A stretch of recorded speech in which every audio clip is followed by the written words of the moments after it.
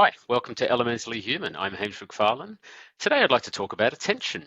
Attention is an important facet of advertising that has achieved a lot of focus in the last few years. I'd like to explore attention, where it came from, how we're using it, and where it sits in the toolkit for measurement, how we use it at Element Human and how others are using it too. To really explore into it, we need to back up a little bit to pre-COVID times. The industry actually was rocked by a series of crises that have caused us to advance our understanding of what makes a successful ad. And I sometimes call this the four horsemen of the adpocalypse. Before COVID, it emerged that the ads that you had purchased as part of your campaign were not all being seen. And we had what we would call the viewability crisis. Just because I bought 1,000 views of my Coke ad and paid for those didn't mean that all of them were in view. And the reason for that is the way that pages are served up on websites. An ad system is going to count any ad that is loaded onto a web page, even if you'd have to scroll down to see that ad. And the reality is that not everybody scrolls down. So you would pay for 1 million views of your ad, but actually maybe only half of those were actually in view on the page, whether that was on a mobile device or on a desktop PC. So just because it was served doesn't mean it was in view. And there was a major crisis about this. Agencies and brands were threatening to pull their advertising budgets until this was solved. And it did in large part get solved through technology. Now we have viewability figures that will tell us what percentage of the ads that were served were actually in view. And the industry's kind of had to deal with it that way. Then it emerged that just because something was in view didn't mean it was actually seen. So what had happened at this point was that attention providers had come out that were using eye tracking to determine whether an ad that was sitting in a corner of the page, what percentage of the audience was actually looking over to see that ad. It was in view, but it turned out that it wasn't actually seen. So again, this rocked the industry and caused brands and agencies to demand more measurability to determine if they're getting what they're paid for. And a lot of companies are basically at this point. They understand the viewability and they understand attention. But is that everything? And this is really the issue I want to talk about today. Just because your ad was seen doesn't necessarily mean that it had any kind of impact on the audience that you had served it to. And beyond that, just because it had some kind of impact on that person doesn't mean they went and did anything. And for the most part, I don't think many companies or agencies believe that there's anything more to be learned beyond attention. They would assume that more attention means better impact and means better outcome. But does it? I want to explore this because attention as a metric is not actually new. It has been measurable for a long, long time. And a key study that really caught my eye was something run by the Sesame Workshop. We're all familiar with Sesame Street, which came out in 1969. But what you may not know was that the Sesame Workshop were incredibly diligent researchers, and they were constantly researching the appeal and viewability of their shows to make sure they were highly attentive, highly engaging, highly compelling, for the reason that they wanted children to watch and to learn from their programming. So they came up with this thing called the distractor technique, which was this methodology to determine if each episode was good enough for their audience. But along the way of doing this, they learned something very interesting about attention. So here's how the distractor technique works.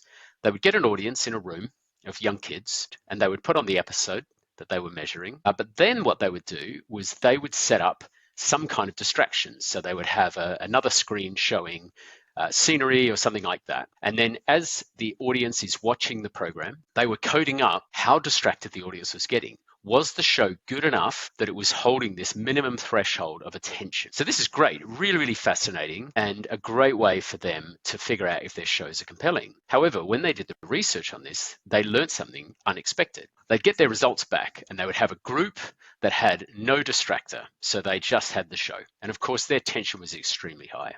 Then they would have another group that did have the distractor set up, and of course their attention was substantially lower. What they would do at the end though is they would do a comprehension test, and they would ask each child what they remember from the show, what they comprehended from the show. And here's what they found. Comprehension was no different between the two groups. So even though the group that had a distraction were watching the show less, they were still able to comprehend the show just as much as those that didn't have a distraction. So in their results, they said that despite a significant drop in attention for the experimental group, there was no proportional drop in comprehension.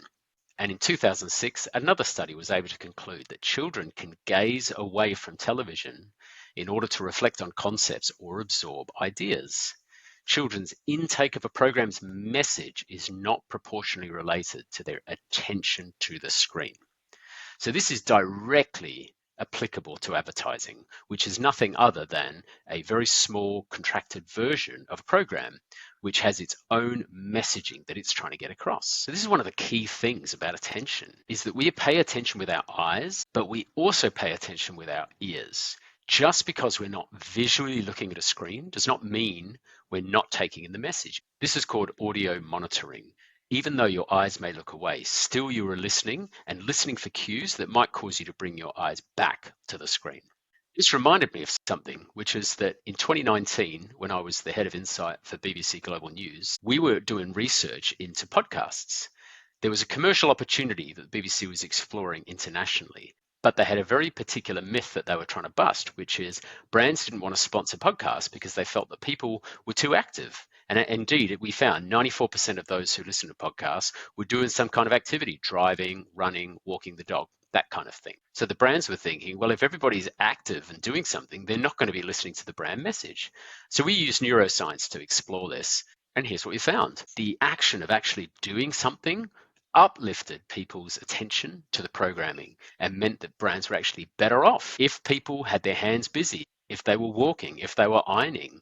This actually allowed them to pay more attention to the program. It meant they could listen for longer, and it also meant that they were able to attend to the brand message. And I actually had a theory at the time, which was that when you listen without any kind of distraction, you've got your full cognition turned on, which will increase your ability to counter-argue against the message. But if you're doing something with your hands, you will bring those barriers down and just let that message wash over you. We didn't test that out specifically, but I think there's something to it. But there's this idea again about just because I'm not looking or just because I'm not solely doing this one activity doesn't mean I'm not showing attention. And it got me thinking about something that I talked about in the previous episode about conceptual closure. This is a neuroscience term that talks about how people need gaps to process what they have seen and put that into their memory. This is a study in 2023 from ThinkBox using neuroinsight. And you can see here this idea about conceptual closure. When there are key moments in advertising that signal the end of a storyline or a message, often the brain kicks into gear to then process and put that message away into memory. And it's at that time that you don't have any ability to really look and take in any new information. So ads need to be careful of that. But again, it points out this idea that people need to look away to process. And that is actually a natural part of taking in the message. Before I move on, there was a really fascinating other finding that popped up in this study that I did with the BBC, which was called Audio Activated. I'll put the link in the comments. Words that were used through the podcast were found to associate themselves with the brand that was being mentioned. So in this particular example, this podcast, which was about finance, mentioned the word innovative or innovate 12 times. And for the finance brand that sponsored it, there was a benefit. We did an implicit test that showed there was an increase in the mental association with that brand being seen as innovative, even though that was never actually said. It was just the fact that it was there in the podcast and the podcast was mentioning this word that it kind of imbibed that message. So I found that really, really interesting. Anyway, back to the data. At Element Human, we measure attention, but we also measure emotion. We also measure memory and brand uplift in all our tests. So I really wanted to put attention to the test to see, does more attention actually give you better results for your brand? So this is randomly selected 600 tests from the last few years from our system. And what I'm looking at here is attention in terms of the number of seconds that people spent consuming content on the y-axis, and on the x-axis, I'm looking at the uplift in brand awareness. So each of the dots is an individual study out of an individual creative. And as you can see, there is a weak correlation. So the correlation coefficient is 0.3. You would want to be at 0.5 or above for it to be a moderate to strong correlation. 0.3 is weak. And what we're seeing here really is that mostly, yes, higher attention can lead to higher awareness. That is actually not a strong correlation. And if you look here, you'll see two bits that I'm particularly concerned about. So on the left here, quite a lot of ad creatives had a high number of seconds that people spent on average looking at that content, and actually have very, very little awareness uplift for the brand itself. And on the blue square on the right, you can see the opposite. Ads that actually had low attention but got extremely high brand awareness uplift. So what does this mean? This means that attention as a sole metric is not actually a predictor of even the simplest top of funnel stuff such as brand awareness, let alone engagement or purchase. Because we work at scale, we're able to benchmark attention. So we have things called attention curves, which will show how over time attention will slowly decline for particular types of ads for particular durations and that kind of thing. And what that allows us to do is therefore see how individual creators could buck the attention curve. So this might be a situation where a creative fell below the curve, but actually then had a particular moment that really caused it to buck the curve. Now, that's fascinating for a brand and for an agency to want to understand more about what was going on at the time that that curve was bucked. And you can, of course, enjoy having a high attention score. But what it also tells us is things like this. Well, when was the brand mentioned? Great news if it was mentioned at the end there, where you were way above the attention benchmark.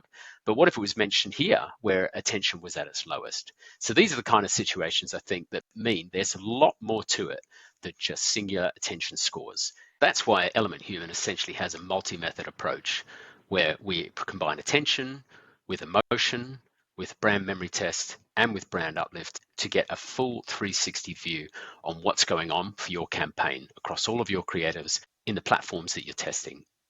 And this gives us a full funnel view from awareness of a brand through to engagement with that brand and down to, of course, the all-important action. So what have we learned today, folks? Well, the bottom line really is attention is important. It's a critical part of understanding the success of a campaign. But really, I would look at it as table stakes. It's not the whole story. It's the beginning of a story to understand whether or not that brand is able to cut through, is able to get into memory, and is able to stimulate the purchasing or buying behavior that we're looking for. Thanks very much. I hope you found that interesting. See you for the next one.